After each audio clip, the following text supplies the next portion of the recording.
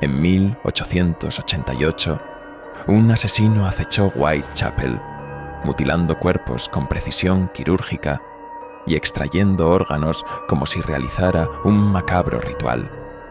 Pero lo más aterrador no fueron sus crímenes, sino lo que siguió. Las pruebas desaparecieron, los archivos fueron censurados y los sospechosos, ligados a la realeza y la masonería, fueron protegidos por el silencio. Los asesinatos se detuvieron de repente. ¿Fue capturado, silenciado o cumplió su misión? Nadie lo sabe, pero en los callejones de Londres, algunos aún ven su sombra. El Londres de 1888 no era el Londres de los grandes salones de baile y la aristocracia refinada. Whitechapel era otra ciudad dentro de la ciudad, un laberinto de callejones oscuros, prostíbulos mal iluminados y el hedor de la miseria impregnando cada rincón.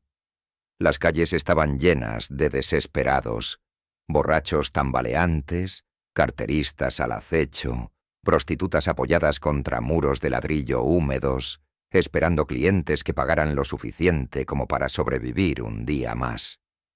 En este submundo donde la pobreza se mezclaba con la violencia, algo peor estaba a punto de despertarse. La primera víctima fue Mary Ann Nichols, una prostituta de 43 años, arrastrada por las sombras y desechada como carne en descomposición. Su cuerpo apareció en Bucks Row en la madrugada del 31 de agosto de 1888. El inspector John Spratling, uno de los primeros en llegar a la escena, tuvo que contener las náuseas. La mujer había sido degollada de lado a lado, con el vientre completamente abierto y los órganos expuestos como si hubieran sido arrancados con un bisturí. Pero lo más perturbador era la limpieza de los cortes. No eran los cuchillazos torpes de un borracho o de un asesino común. Eran precisos, meticulosos, casi quirúrgicos. Londres había conocido asesinos antes, pero esto era diferente. Este no era un ataque impulsivo, era un acto calculado. La policía al principio lo trató como otro asesinato más en un barrio donde la muerte era parte de la rutina. Pero la verdad es que nadie estaba preparado para lo que vendría después. Las prostitutas de Whitechapel lo sintieron antes de que la ciudad reaccionara. A medida que avanzaban las noches, una sensación de terror comenzó a recorrer los burdeles y tabernas. Alguien acechaba en las sombras, alguien que no se conformaba con matar, sino que cazaba.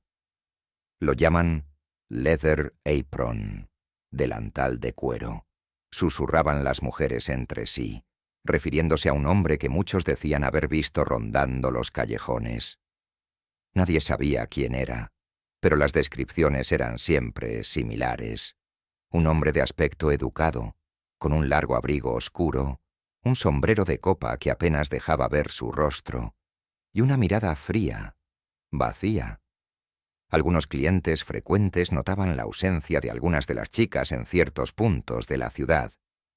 Pero en Whitechapel, las desapariciones no eran extrañas. Lo que sí era extraño era cómo se sentía el aire por las noches. Pesado, opresivo, como si la niebla misma ocultara un secreto oscuro.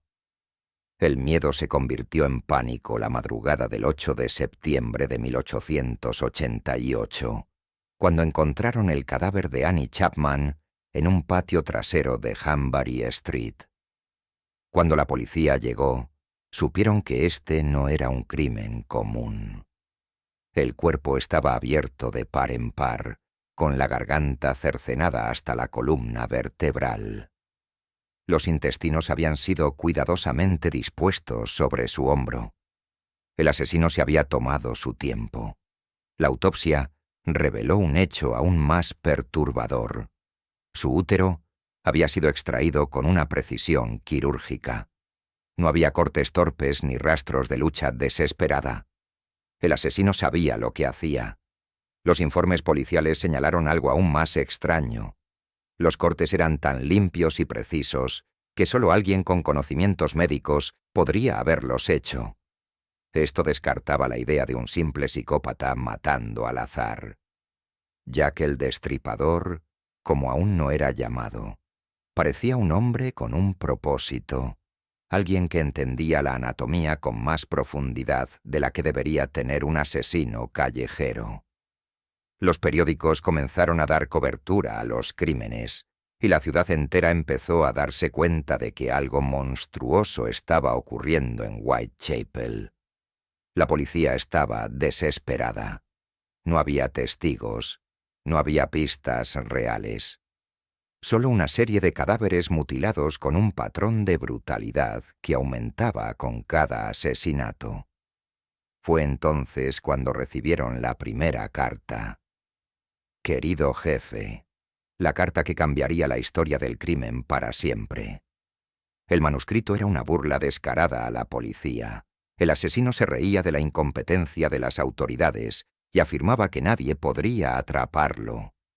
Fue en esta carta donde, por primera vez, se autodenominó Jack el Destripador.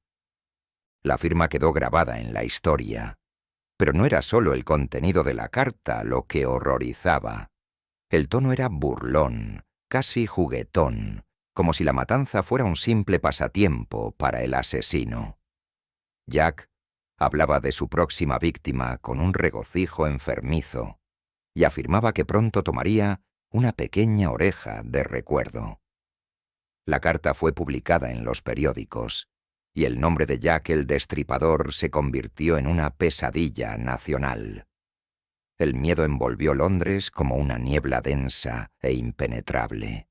El asesino estaba entre ellos, observando, burlándose. Las prostitutas de Whitechapel dejaron de trabajar solas. Los hombres miraban sobre sus hombros. La policía dobló la vigilancia, pero Jack el Destripador no tenía miedo. Lo peor estaba aún por llegar. El infierno había despertado en Whitechapel, y la ciudad entera sería testigo de la danza de la muerte de Jack el Destripador. La ciudad de Londres estaba atrapada en una pesadilla. Cada noche, las prostitutas de Whitechapel se preguntaban si serían las próximas en morir. Nadie caminaba solo. Las sombras de los callejones parecían más densas, más vivas. La policía patrullaba las calles sin descanso, pero no importaba. Jack, el Destripador, estaba ahí, escondido entre la bruma, observando, esperando. El 27 de septiembre de 1888 llegó la primera carta. Era un sobre sencillo, dirigido a la Agencia Central de Noticias y escrito en una caligrafía irregular, como si el autor estuviera disfrutando cada palabra. Querido jefe, comenzaba. La carta era una burla descarada a la policía. El asesino se reía de sus intentos de atraparlo, afirmando que su identidad nunca sería descubierta. Pero lo más perturbador fue la manera en que describió sus crímenes. No con odio, no con culpa, sino con un placer retorcido. Me encanta mi trabajo, y no voy a parar hasta que me cansen de jugar. Mi cuchillo es tan afilado y bonito. Quiero volver a trabajar ahora mismo si tengo la oportunidad. Fue en esta carta donde el asesino se dio a sí mismo el nombre que marcaría la historia para siempre. Jack el Destripador. El final de la carta contenía una promesa inquietante. Guardad esta carta hasta que haga otro trabajito. Entonces podréis decir que os lo dije. Atrapadme si podéis. La policía no quería divulgar la carta, pero los periódicos, hambrientos de vender más ejemplares, la hicieron pública. El nombre, Jack el Destripador, se esparció por Londres como una plaga. El asesino ya no era solo un criminal, sino una leyenda viva. Pero lo peor aún estaba por llegar. La madrugada del 30 de septiembre de 1888, Jack el Destripador mató 2 veces en la misma noche. Elizabeth Stride fue la primera. Su cuerpo apareció en un callejón de Berner Street. Curiosamente, su asesinato fue menos brutal que los anteriores. Solo tenía un profundo corte en la garganta, ¿Lo sorprendieron? ¿Se vio obligado a huir antes de completar su obra? Si fue así, Jack estaba furioso. Menos de una hora después, Catherine Eddowes fue encontrada en Mitre Square. La venganza del destripador fue terrible. No solo le cortó la garganta, sino que mutiló su rostro, le arrancó un riñón y le dejó marcas en la piel que algunos investigadores compararon con símbolos rituales. Esta vez, el asesino dejó algo más que un cadáver. Dejó un mensaje. En una pared cercana, escrita con tiza, había una frase: «Los judíos no son los hombres que serán culpados por nada». La policía, temerosa de un levantamiento antisemita, borró el mensaje antes de que los periodistas pudieran fotografiarlo. Pero algunos testigos aseguraron que no era una simple provocación racial, sino un código, una pista oculta sobre la identidad del asesino. 2 semanas después, el 16 de octubre de 1888, llegó la carta más perturbadora de todas. El sobre estaba dirigido a George Lusk, presidente del Comité de Vigilancia de Whitechapel, un grupo de ciudadanos que intentaban atrapar al asesino. Pero esta vez, no era solo un pedazo de papel. Dentro del paquete había un riñón humano, envuelto en tela. La carta que lo acompañaba era breve, escrita con una caligrafía aún más inestable que la anterior. Estaba firmada con un nombre diferente: «Desde el infierno». «Señor Lusk, le envío la mitad del riñón que saqué de una mujer. La otra mitad la freí y me la comí. Estaba muy bueno. Si espera un poco más, le enviaré el cuchillo ensangrentado que lo hizo».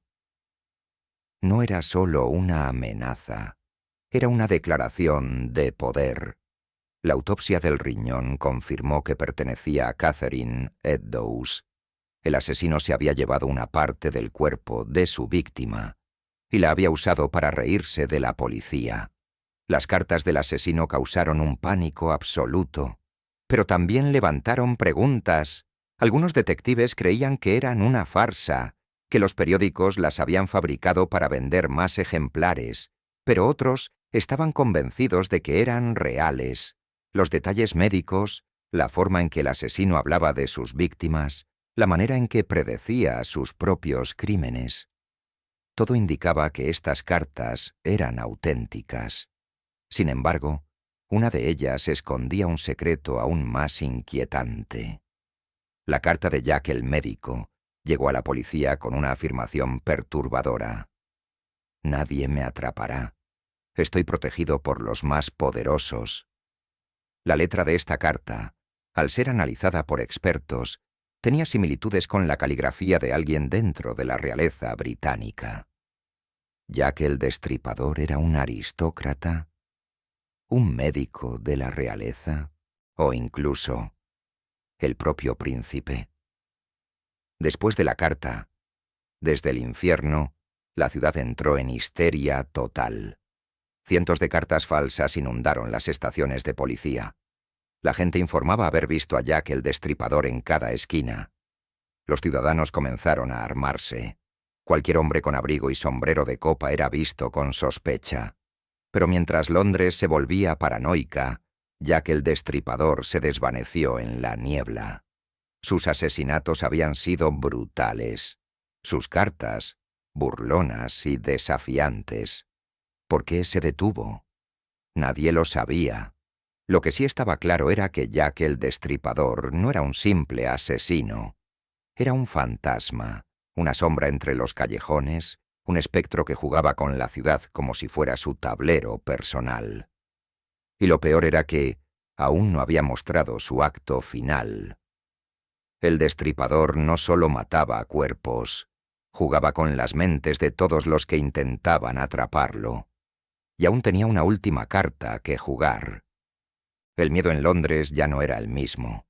Whitechapel no solo temía al asesino que acechaba en las sombras, sino a la posibilidad de que éste nunca fuera atrapado.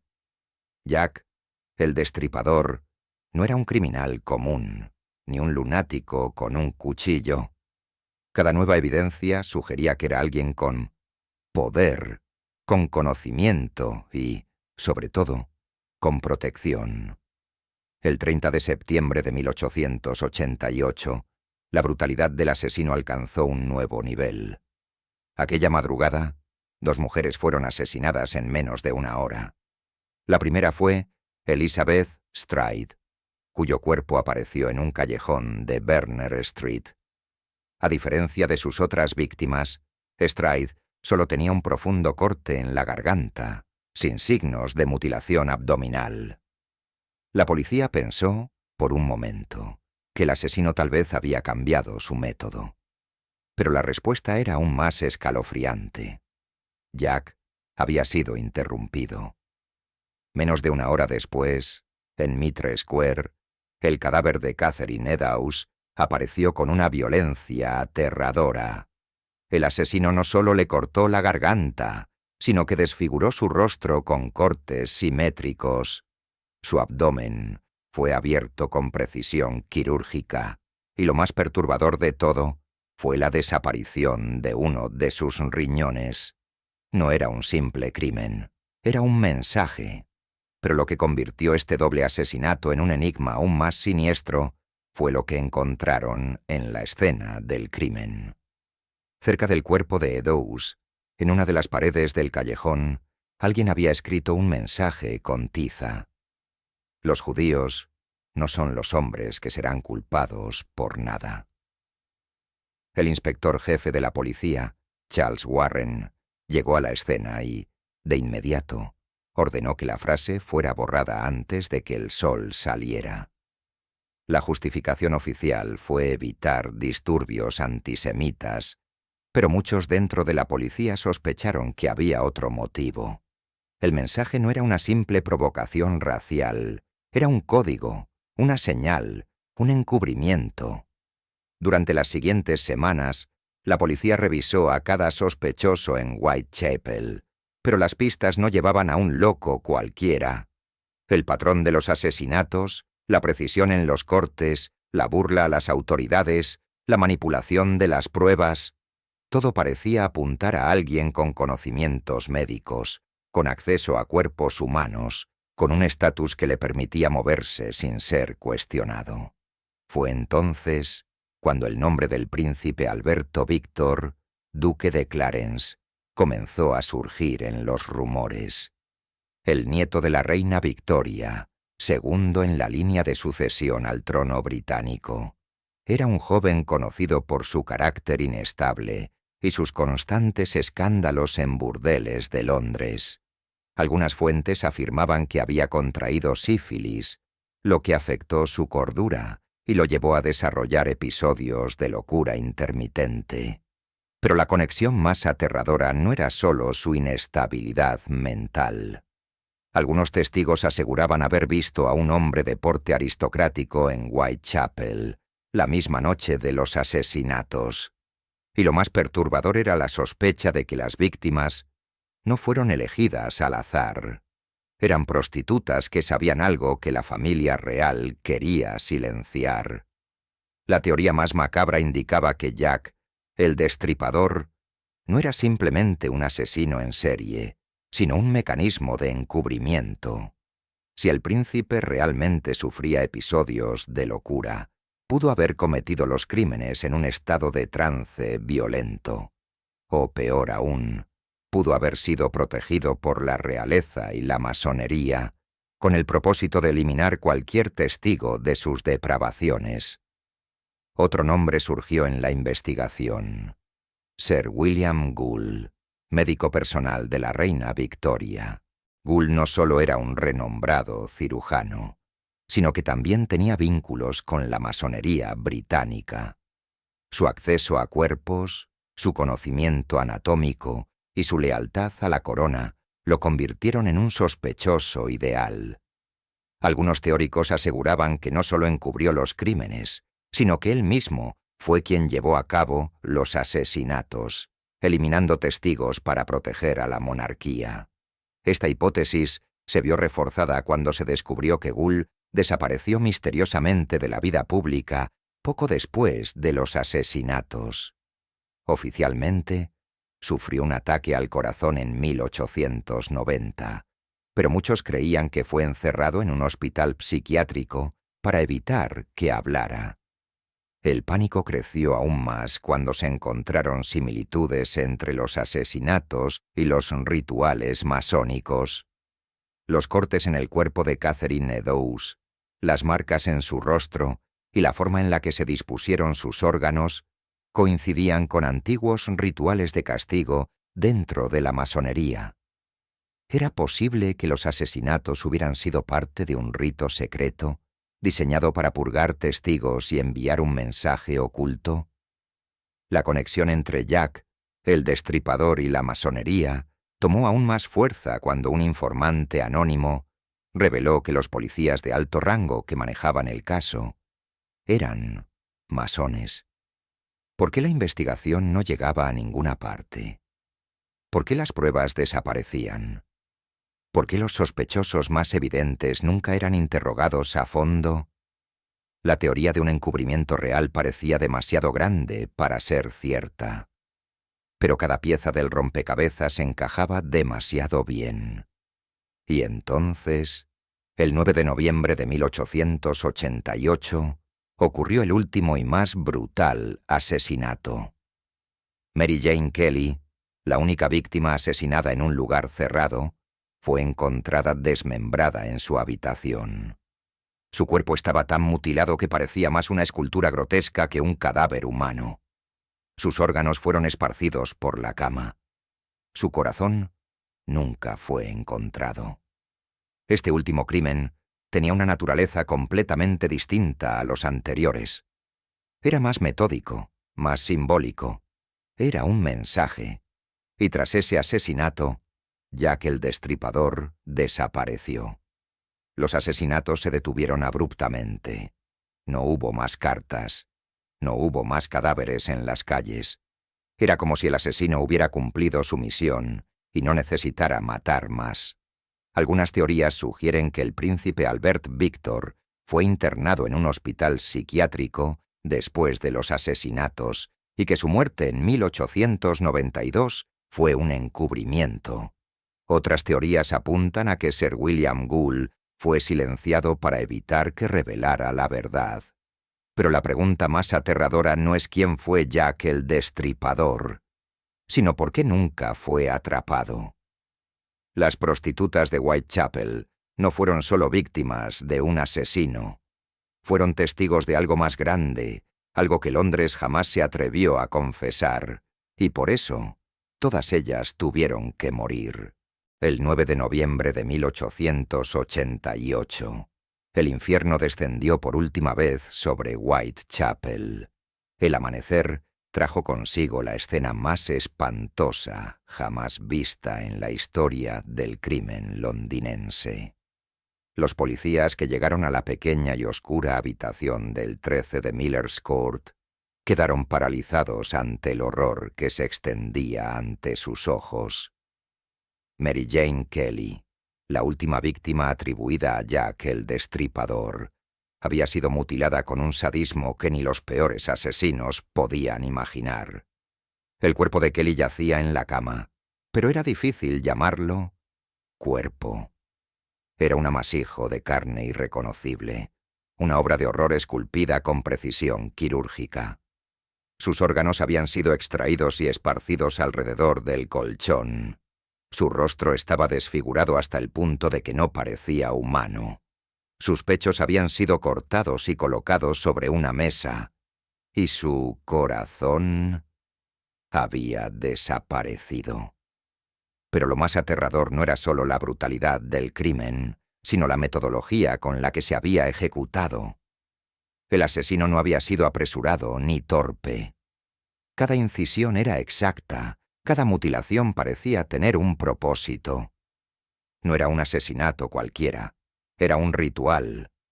A diferencia de los otros crímenes, este no había ocurrido en un callejón oscuro y abandonado. Mary Jane Kelly fue asesinada en la privacidad de su habitación, en su propio lecho. Esto significaba una cosa. Jack, el Destripador, no solo eligió a su víctima, sino que se sintió lo suficientemente seguro como para tomarse su tiempo. Los inspectores forenses calcularon que el asesino pasó al menos 2 horas dentro de la habitación.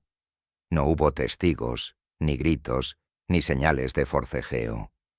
El asesino estuvo completamente solo con el cadáver, manipulándolo a su antojo. ¿Cómo era posible? La respuesta más aterradora llegó cuando se analizaron los patrones de sangre en la habitación.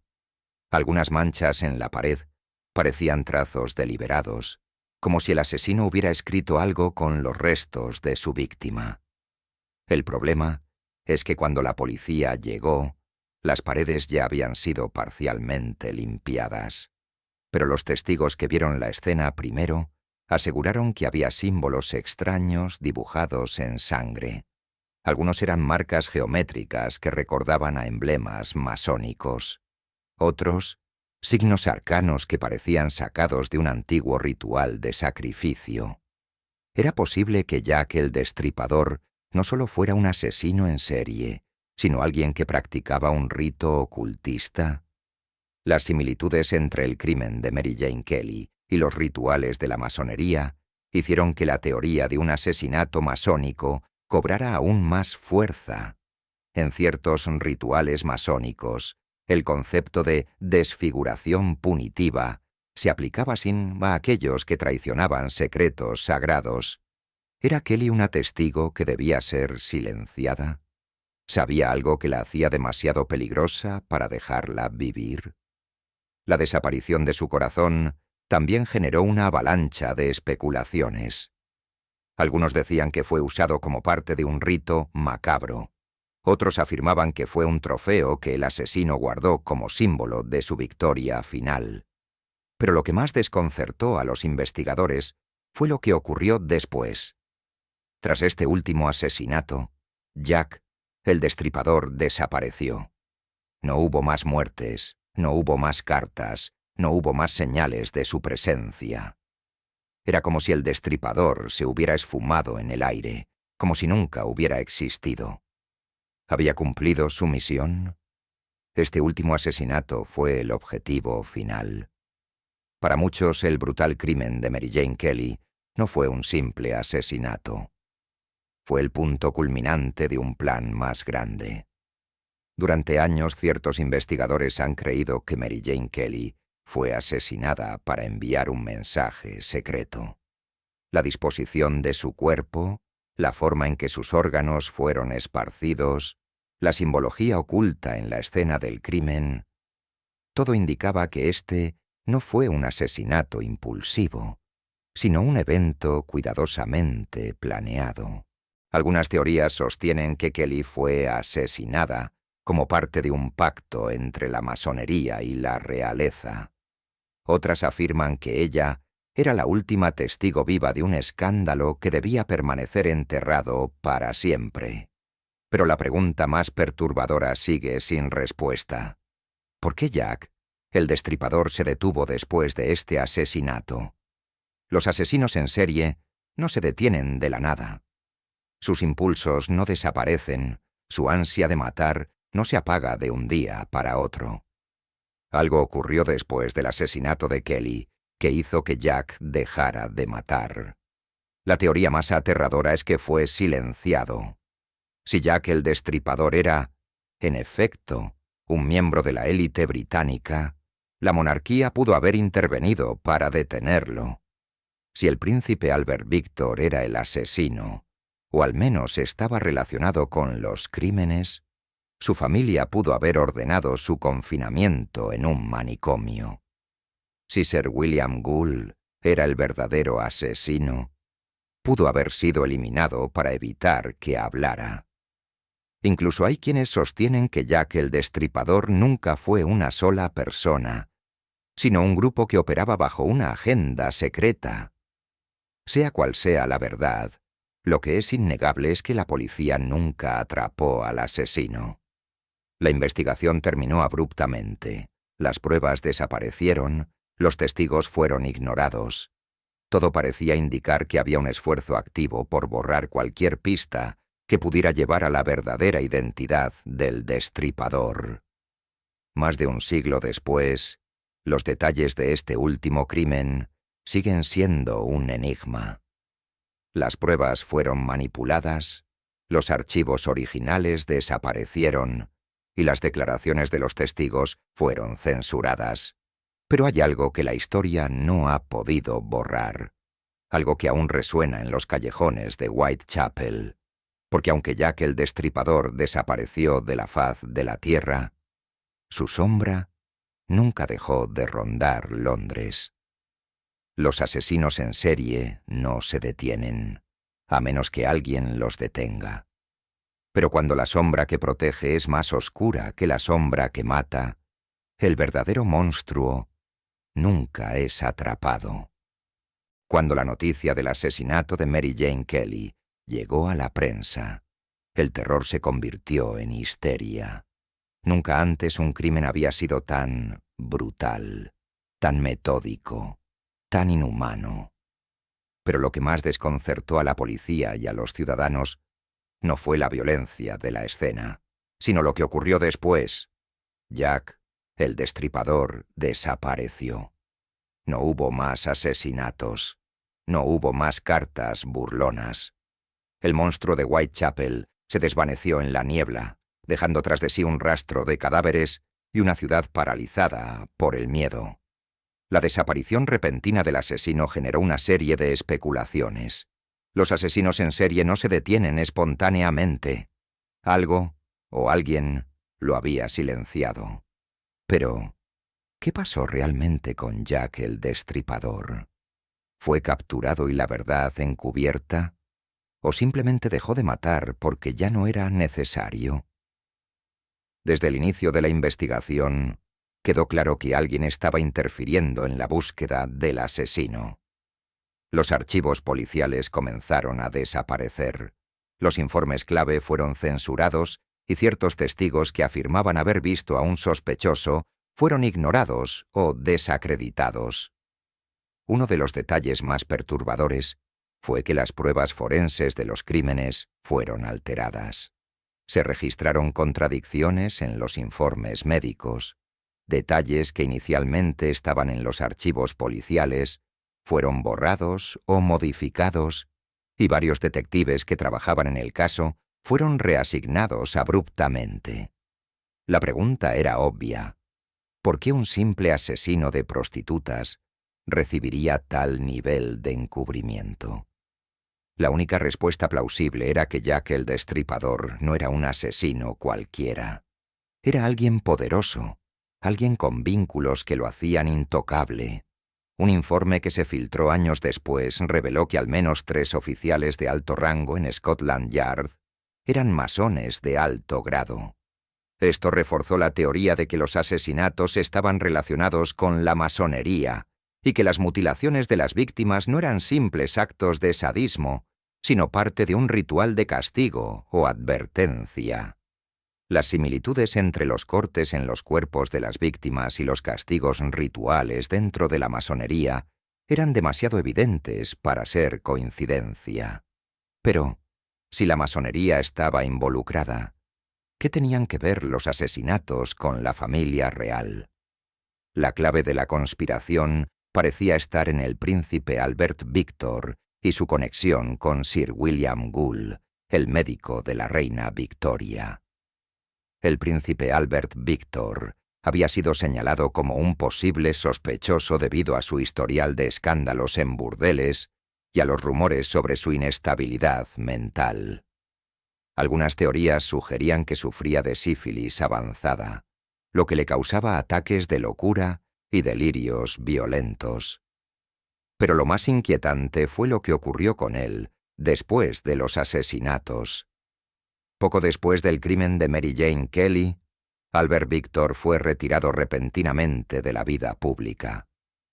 Según los registros oficiales, fue enviado a un retiro por razones de salud, y en 1892 murió misteriosamente a los 28 años por una neumonía repentina. Para muchos esta muerte fue demasiado conveniente. Algunos historiadores creen que el príncipe fue internado en un hospital psiquiátrico en secreto. y que su muerte fue una farsa para ocultar su verdadero destino.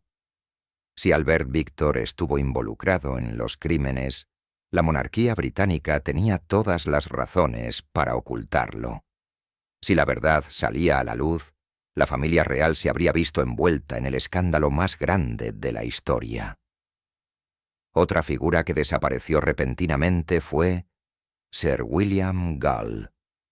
Su conexión con la masonería y su conocimiento quirúrgico lo convirtieron en uno de los principales sospechosos. Después del asesinato de Mary Jane Kelly, Gull fue declarado enfermo y retirado de sus funciones médicas. Murió en 1890, pero su diagnóstico de muerte nunca fue del todo claro. Algunos investigadores creen que fue declarado mentalmente inestable y encerrado en secreto, mientras que otros sostienen que fue eliminado para asegurarse de que no revelara información comprometedora. En 1970, se filtró un supuesto documento masónico que sugería que Gull había sido castigado por haber hablado demasiado y que su muerte fue ordenada desde las altas esferas del poder. Si esto es cierto, significa que Jack, el Destripador, no era una sola persona, sino un grupo de personas dentro de la realeza y la masonería que trabajaban juntas para eliminar testigos.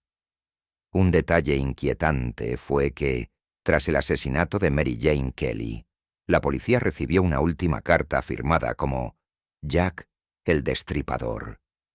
Mi trabajo está hecho. Me iré por un tiempo, pero volveré cuando el momento sea correcto. Esta carta nunca fue publicada en los periódicos y desapareció de los archivos policiales poco después. Si esta carta era real, ¿qué significaba? ¿Ya que el Destripador se refería a que había cumplido su misión? ¿O estaba insinuando que había sido obligado a detenerse? Lo que está claro es que, después de Mary Jane Kelly, Jack nunca volvió a matar. Pero su sombra nunca dejó de acechar Whitechapel. Más de un siglo después, la verdadera identidad de Jack el Destripador sigue siendo un misterio. La policía nunca lo capturó, las pruebas desaparecieron, los informes fueron modificados y los principales sospechosos murieron en circunstancias extrañas. Si Jack el Destripador fue un asesino cualquiera, ¿por qué el caso fue enterrado tan cuidadosamente? Si realmente fue un médico, un noble o incluso un príncipe, ¿qué tanto poder tenía como para que su rastro fuera borrado de la historia?